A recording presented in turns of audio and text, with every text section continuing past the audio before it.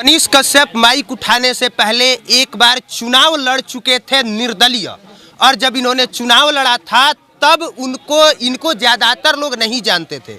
इसके बाद भी तकरीबन 10,000 के आसपास वोट मिला था। सही हूं मैं? हाँ, एकदम सही है। इसके बाद इन्होंने माइक उठाया, पत्रकारिता करी और पूरे देश भर में फेमस हुए अपने अंदाज के लिए, अपने भाषा के लिए और अपने रेलने वाले काम के लिए।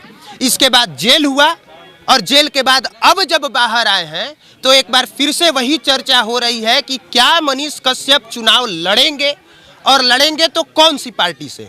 उससे पहले हम आपको ये बता देते हैं कि मनीष कश्यप ने कभी भी नहीं कहा था कि मैं चुनाव नहीं लड़ूंगा।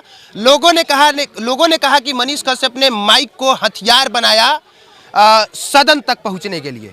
तो पहले तो इस बात का जवाब दीजिए। बंदूक को तो हथियार नहीं ना बनाया, गुंडई को तो हथियार नहीं ना बनाया, अपने बाबूजी को तो हथियार नहीं ना बनाया, तो माइक को हथियार बनाया तो कौन सा गुनाह कर दिया। तेजस्वी जी तो उनके लिए उनका हथियार जो है उनके माई बाबू है, मुख्यमंत्री थे तब वो आप यहाँ पे पहुँचे। बहुत सारे लोग गुंडाई करके पहुँचे हैं बिहार में, बहुत सारे लोग हथियार उठा के, बहुत सारे लोग मर्डर करके पहुँचे हैं। तो कम से कम उतना गंदा काम नहीं ना किया। बहुत सारे लोग जो है दलाली करके, बहुत सारे लोग जो है देह व्यापार करा के जो है यहाँ पे मंत्री बने हैं। बिहार में अनेकों उदाहरण हैं, वो काम नहीं ना किया।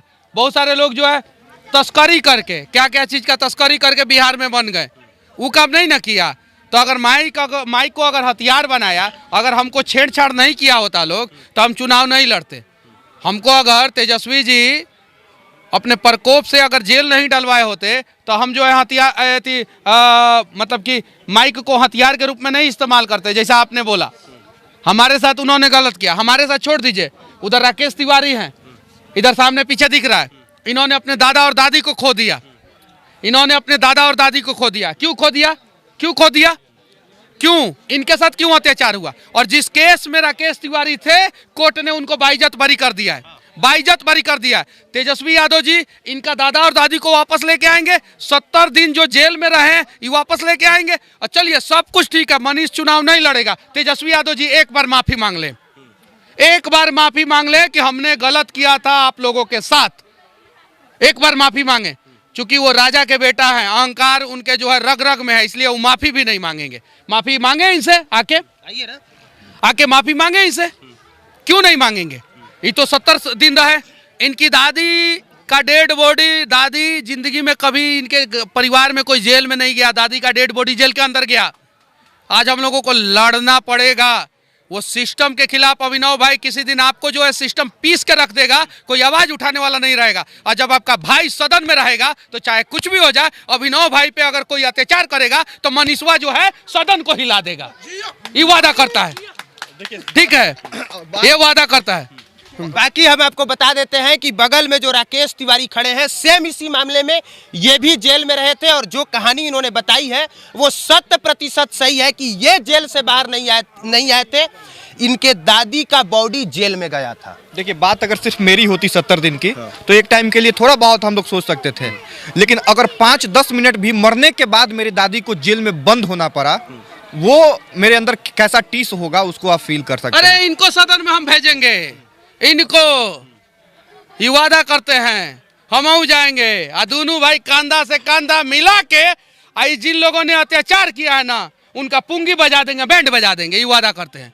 सदन में हम लोगों के साथ हुआ है, सिर्फ आपके साथ नहीं, सबके साथ गलत हुआ है, हमारे साथ भी, बाकी सबके साथ गलत हुआ है। जिनका केस में नाम आया, आलतू जो भी हो, क्योंकि कोर्ट ने इनको बाइज्जत बरी किया है, कल आपको भी बाइज्जत बरी करेंगे। कर दिया है, दोनों आदमी को संग किया, समझे ना। तो एक केस इनका दो केस में हमको, इनका एक केस में, हमको 2 केस में। एनएसए भी कोर्ट हटा दिया, एनएसए के चलते हम 9 महीना न रहे। एनएसए नहीं होता तो 2 महीना में जेल से बाहर निकल जाते हम। तो हमारा तो एनएसए भी हट गया, केस नंबर 3 भी हट गया, 323 भी हट गया, यूयू ने केस किया था, 423 भी हट गया। अब तेजस्वी जी आए, माफी मांगे, हम लोग माफ कर देंगे उनको, और हम उनके खिलाफ बोलना बंद कर देंगे। नहीं, आप बोलिए, खिलाफ क्यों बोलना बंद? क्या नहीं बोलेंगे? माफी मांगे, नहीं वो माफी मांगे, ये क्या ही? अरे हम गलती करेंगे अभिनव भाई, हम माफी मांगेंगे आपसे, हमको एहसास हो जाएगा ना तो हम माफी मांग लेंगे। क्योंकि हम लोग झुकने वाले लोग हैं, अहंकारी लोग नहीं हैं। वो अहंकार में हैं, वो एक बार बुलाएं, राकेश को बुलाएं, मनीष कश्यप को बुलाएं और गले लगा ले, बात खत्म, गले लगा ले, हम लोग सब कुछ भूल जाएंगे। या अगर एक बार गले लगा ले, या वो मौका दे, हम मनीष कश्यप जाएंगे और उनको गले लगा लेंगे। देंगे मौका? काहे नहीं देंगे? काहे कि अहंकार उनके नस नस में है, और अहंकार जब भर जाता है तो अंत होता है। रावण का भी हुआ, कंस का भी हुआ, और तेजस्वी जी के सत्ता का भी अंत हुआ। आपने देखा होगा कि कुर्सी पे बैठे थे हम लोग के जेल से जाने से पहले, और जेल से निकले तो कुर्सी से उतर गए। सदन में पहुंचने के लिए एक मजबूत पार्टी का आपके साथ होना जरूरी है। आप नहीं हैं, हम हैं, ईमानदार हम है हैं, ना? नहीं हम हैं, और बिहार के लोग भी आपने हैं। देखा ना कष्ट, देखा कि नहीं देखा? सही का साथ दीजिएगा कि नहीं अभिनव भाई? दीजिएगा कि नहीं? सुनिए, क्लियर मैं बताता हूँ, आप भाजपा से लड़िए, राजद से लड़िए, जदयू से लड़िए, निर्दलीय लड़िए, हम साथ हैं और हमारे जैसे तमाम लोग साथ हैं। फिर भी हम लोग ये जानना चाहते हैं कि जब लड़ने की बारी आएगी, आपका झुकाव किसकी तरफ है? कि अगर हमको इधर से मौका मिलता लड़ने का तो मैं ज्यादा खुशी खुशी लड़ता। भाजपा वाले मौका देंगे तो ज्यादा खुश आदमी होगा, मौका देंगे तो ज्यादा खुश होगा, नहीं मौका देंगे तो भी लड़ेंगे। क्योंकि ये चंपारण है, यहाँ मोदी जी आके बोले हैं परिवारवाद खत्म करो, अब मोदी जी के पदचिन्हों पे हम लोग चलेंगे, अब परिवारवाद जो है खत्म होगा तो चंपारण से भी खत्म होगा, ये वादा करते हैं। मतलब कि आप अगर पार्टी मौका नहीं देती है तो निर्दलीय लड़िएगा? एकदम बिल्कुल लड़ेंगे। तो पिछली बार जब आप लड़े थे, विधायक का चुनाव लड़े थे, हाँ, लड़े थे। तब सिर्फ 10,000 वोट आया था। हाँ। अब इतने समय के बाद जब सीधे सांसदी के खिलाफ, हमको तो बोलने का मौका दीजिए। चनपटिया में विधानसभा चुनाव लड़ने वाला मनीष कश्यप निर्दलीय सबसे ज्यादा वोट लाने वाला प्रत्याशी है, यो बात बताइए। सबसे ज्यादा निर्दलीय वोट लाने वाला प्रत्याशी है मनीष कश्यप। और उस समय चंपारण में जो भी लोग लड़ा था ना, RS पांडे जी भी लड़े थे, जिनका टिकट काट दिया गया था, बेचारे अच्छे आदमी थे, लड़े थे, उनको 5,000 वोट आया था, विधायक थे वो। तो ये चनपटिया से लड़ के अगर निर्दलीय अपने दम पे 10,000 वोट लाया तो 10,000 लोगों ने आशीर्वाद दिया। वो 10,000 लोग जो है मेरे साथ है और मेरे दम पे है और मेरे लिए है, वो पार्टी के दम पे नहीं है। और इस बार तो इतिहास बनाएंगे हम लोग, चाहे कुछ भी हो जाए, कैसे भी हो। हमें जो है उस अहंकारी परिवार के अहंकार को दुनिया के सामने लाना है और उन लोगों को एहसास दिलाना है कि आप लोग अगर गलत करते हैं तो कभी कभी माफ़ी भी मांगा कीजिए, झुका भी कीजिए। वो आए, एक बार हमारे गांव में आए, मेरे घर को देखे तेजस्वी यादव जी, और कहे मेरी माँ से कि जो भी हुआ वो भूल जाइए, गलती हुआ, अब हम लोग जो है मनीष कश्यप के साथ जो है मिल के बिहार बदलेंगे। उनका भी वोट बैंक बढ़ जाएगा वोट बैंक। आके कह के दिखा दे, एक बार कह के दिखा ना दे, इनके घर जाए, इनके पिताजी से कहे कि गलती हुआ, जो भी हुआ अब माफ़ कीजिए। इनके दादा दादी को तो मैं वापस नहीं कर सकता हूं, लेकिन मुझे उस गलती का एहसास है, एक बार कह के दिखा दे। कहना चाहिए कि नहीं? अभिनव भाई, आप ही ना बोले थे कि आपसे गलती हो गया तो आप माफ़ी मांग लीजिए। तो अगर हमसे गलती हुआ हम माफ़ी मांग सकते हैं, हम बोले और उन कैमरा बोले कि पहले हम कुछ भी बोल देते थे, हम माफ़ी चाहते हैं, जेल से निकलने के बाद अब अल बल नहीं बोलेंगे, बोले कि नहीं?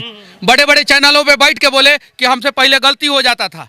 बोले जब हम माफ़ी मांग सकते हैं, हम झुक सकते हैं, तो तेजस्वी जी काहे नहीं झुक सकते? एक बार झुक के दिखाए, एक बार राकेश को, मनीष को गले लगा के दिखाए। क्या अभी तक से भाजपा से किसी भी तरह का कोई भी कन्वर्सेशन हुआ है? क्योंकि भाजपा ने एक लिस्ट जारी कर दिया है, उसमें दूर दूर तक आपका नाम नहीं है। दूसरा लिस्ट जारी होगा, उसमें भी अभी तक आपका नाम नहीं है। कोई भी कन्वर्सेशन हुआ है, मतलब जिसके बूते आप इतना कुछ बोल रहे हैं? हम अपने दम पे बोल रहे हैं, पहले भी अपने दम पे बोलते थे, और जनता के दम पे बोल हम पहले भी अपने दम पे बोलते थे, अभी भी अपने दम पे बोल रहे हैं, ठीक है। और जो भी होगा वो देखा जाएगा, समय के अनुसार जो है सारी चीज़ें आपके सामने आएगी। लेकिन भाजपा के कुछ नेताओं का एहसान है मेरे ऊपर।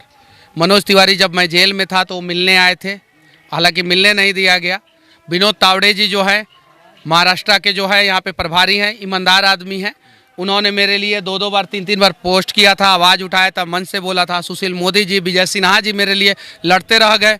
ये चीज़ें तो कुछ नेताओं का एहसान है, ज़िंदगी भर एहसान रहेगा। बहुत सारी चीज़ें, लेकिन मनीष कश्यप चुनाव लड़ेगा जरूर, ये वादा करता है। मतलब जो लोग ऐसा सोच रहे थे कि मनीष कश्यप को सांसदी छोड़ के विधायक पे फोकस करना चाहिए, वो मनीष कश्यप कह रहे हैं कि नहीं, हम डायरेक्ट सांसदी का लड़ेंगे और अपने बुत्ते जीतेंगे, और नहीं जीते तो पानी तो पिला ही देंगे, यही कहना चाह रहे हैं? देखिए, मैं दिल्ली सदन में जाके पूरे देश को दिखाऊंगा तेजस्वी जी के अत्याचार ने कैसे अनेकों परिवार को बर्बाद किया। पूरे देश में लालू जी अपनी बेटी का शादी कहाँ कहाँ किए पता है? हरियाणा में एगो सांसद से, यूपी में एगो मुख्यमंत्री घराने में, सिंगापुर में, बड़े बड़े घराने में। मैं दिखाऊंगा कि देखिए ये यादव की बात करने वाले लोग जो है ना, अपनी बेटी का शादी जो है गरीब यादव के घर नहीं करते हैं, बेटे का शादी जो है गरीब यादव के घर नहीं करते हैं, और ये लोग बात करते हैं। और ये लोग यही बात कर कर के जो है ना दूसरे लोगों पे अत्याचार भी करते हैं। अत्याचार हुआ ना, अभी मंच से एक आदमी ने बोला कि ट्रेन में बैठ के एगो लड़का बोला था कि काट देंगे यहाँ के लोगों को, ये कर देंगे, फलाना कर देंगे, ठिकाना कर देंगे। हम लोगों ने तो कुछ किया भी नहीं था, उसके ऊपर एफआईआर तक नहीं हुआ। एफआईआर हुआ तो वैसे ही तमिलनाडु में भी छूट गया, अब बिहार में भी छूट गया, और हम लोगों को जो है टेल दिए तेजस्वी जी अंदर। उसका भी नाम आया, सब पेपर ऊपर में सब उसका भी नाम आया। तो हम लोगों के साथ क्या दुश्मनी था तेजस्वी जी का? क्या क्या दुश्मनी था? उनके बाबूजी कहते थे भूरा बाल साफ करो, कहते थे। हम तो बोलते हैं कि भाई पूरे बिहार को बनाओ। जब भूरा बाल साफ करो उनके बाबूजी कहते थे, तो यादव जी लोगों को करोड़पति और अरबपति काहे नहीं बनाए उनके बाबूजी? भूरा बाल साफ करो कहते थे, और जगदानंद सिंह को अपने पास में रखते थे। कौन तिवारी? शिवानंद तिवारी को अपने पास में रखते थे, एकदम पास में। तो ये लोग बहुत खतरनाक राजनीति करते हैं। शिवानंद तिवारी मित्र हैं, सबसे करीबी आदमी है लालू जी के। उस शिवानंद तिवारी जी के जगह पे अगर कह रहे थे भूरा बाल साफ करो, तो किसी यादव जी को करीबी रखते, जगदानंद सिंह जी को करीबी रखे। ये कौन तरीका है? ये खाली जाति का आग में बिहार को जलाने का प्रयास करते हैं ये लोग। ये जेल में रहने का टीस है कि हम सवाल पूछ कुछ और रहे हैं और जवाब देने के बाद तुरंत घूम के मनीष कश्यप उसी पॉइंट पे आ रहे हैं। और जब जेल में आदमी रहता है तब उसको पता चलता है। सुनिए ना, हम बताते हैं। ये तो फ्री में मोदी जी को गरियाते रहते हैं लोग। सवाल पत्रकार कुछ भी पूछता है, मोदी जी अत्याचार किए। सरकार सवाल पत्रकार पूछा कि राघोपुर दियारा क्षेत्र में आपका विधानसभा क्षेत्र काहे नहीं गए, तो मोदी जी को अभी टिकट हम नहीं जीतने देंगे। वो लोग काहे ऐसा करते हैं? काहे?